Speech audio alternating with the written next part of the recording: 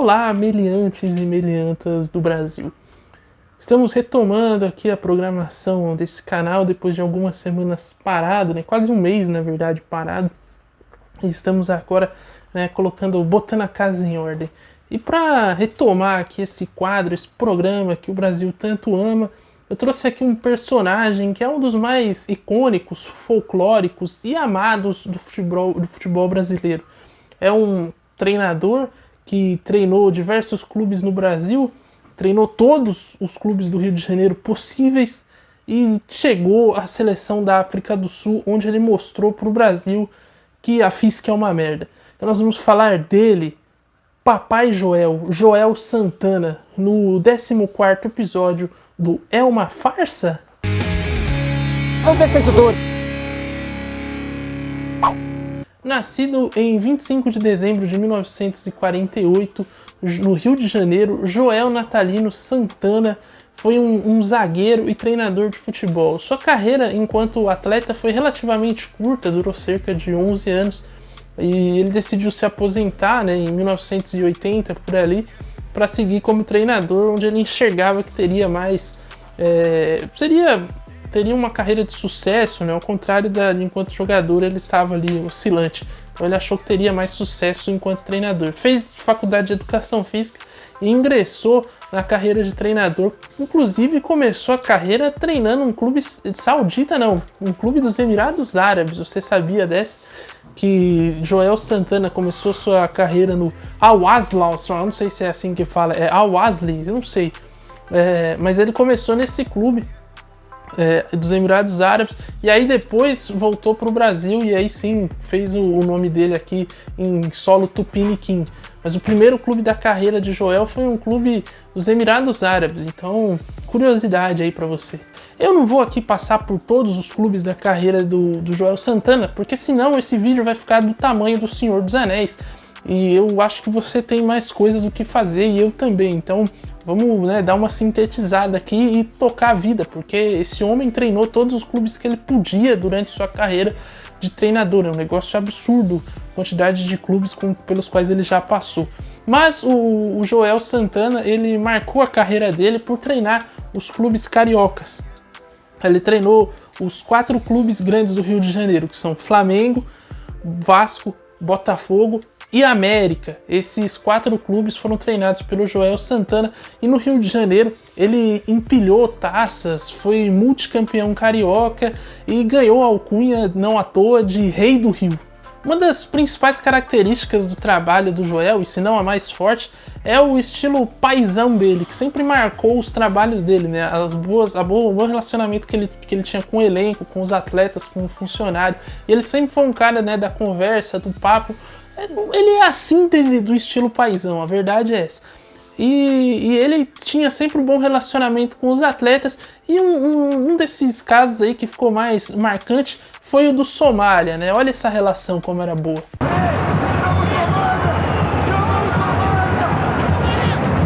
Joel tá mandando chamar o Somália. Me ajuda aqui, manda chamar o viado do Somália, caralho! Somália!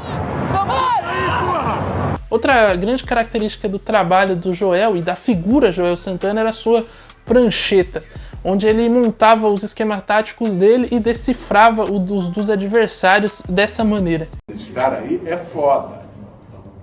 Esses caras vão jogar, tu viu quando eu botei ali? 4-1, 4-1. Eles vão jogar 4-1, 4-1. Sabe o que é 4-1, 4-1? Eles vão botar 4-1 mais 4 e 1 lá na frente, enchendo o saco, marcando dentro do campo deles. Além disso, ele também dava instruções muito precisas e enfáticas ao seu elenco, para não ter erro.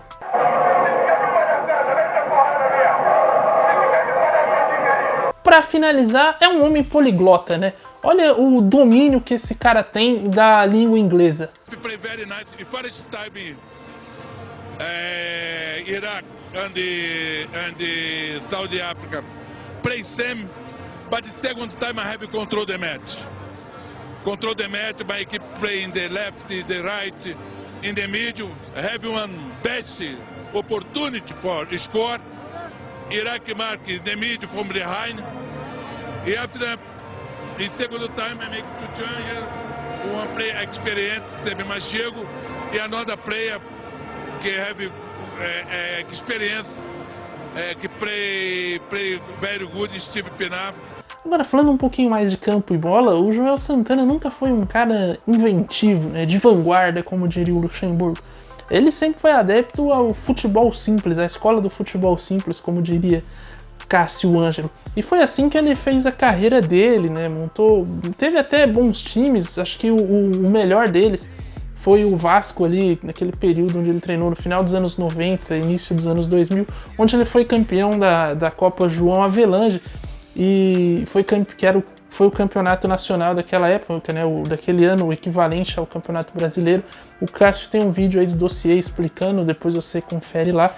E naquele ano também ganhou a Copa Mercosul com uma virada espetacular sobre o Palmeiras. Eles perdem o jogo da ida e na volta conseguem uma virada fenomenal. Talvez o melhor jogo da carreira do Joel Santana, sem dúvida, é um jogo histórico aí, e eu acho que é o melhor da carreira dele.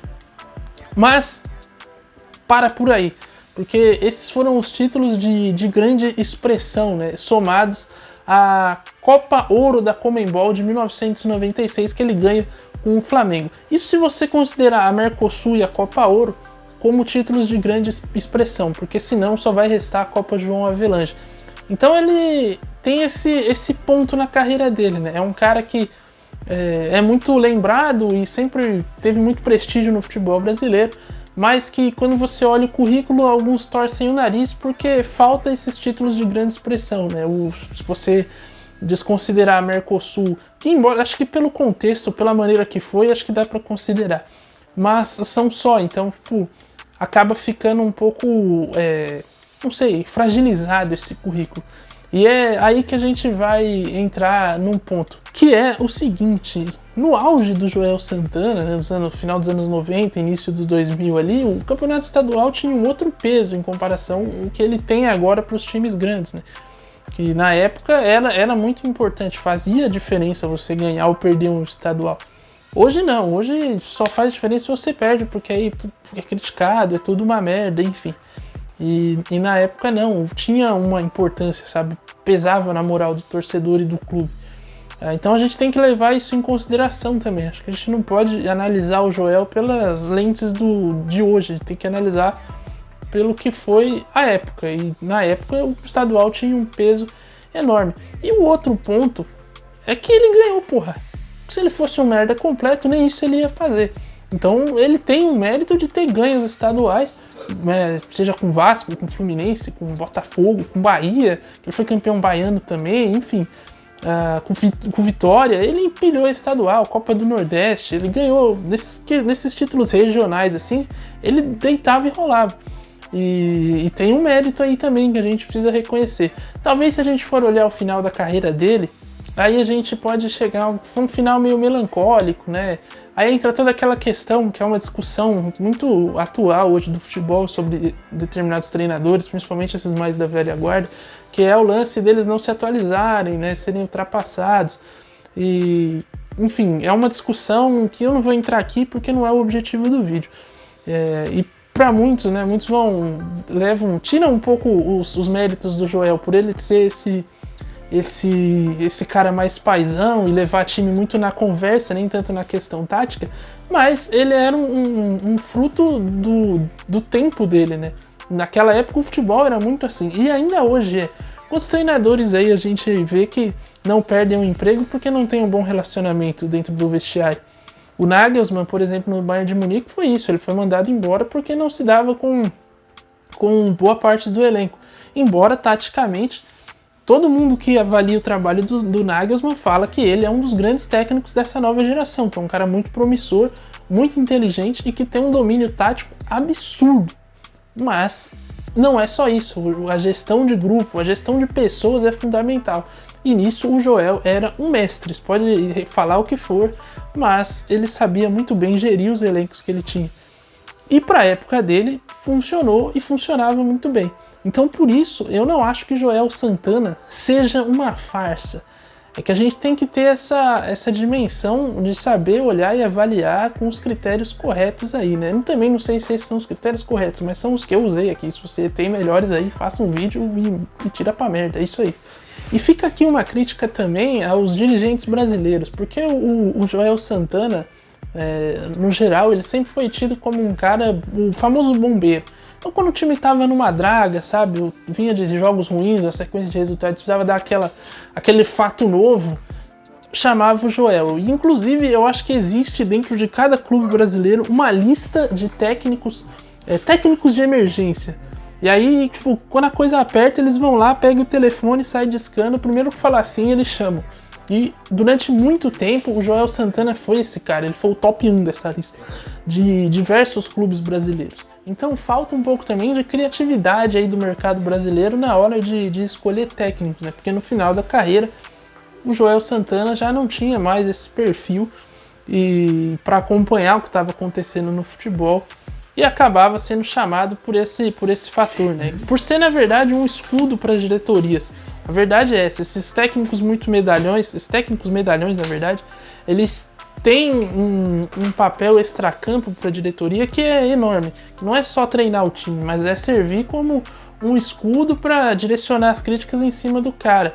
Né? Ao contrário de que, por exemplo, você põe um Fernando Lázaro ou investe num cara que está começando, você tem que blindar muitas vezes e proteger o cara, coisa que um medalhão, um Filipão, um Joel, um Muricy, quando treinava, as críticas iam para ele. Então fica essa questão, o jogo político às vezes atrapalha também e muito no trabalho de um treinador. Mas enfim, o vídeo de hoje é isso, espero que você tenha gostado, espero que... Deixe aqui sua opinião sobre o Joel Santana, se você acha que ele é ou não uma farsa, e voltamos na semana que vem. Siga o Meio Armadores no Instagram, @meiarmadores, no Facebook também, TikTok, enfim. Amanhã, hoje à noite ainda, voltaremos com Área a Área a partir das 8 horas e tem rodada do Brasileirão nesse final de semana. Então fique ligado aqui, se inscreva se você não é inscrito, porque tem muita coisa vindo por aí. Falou, valeu e até mais.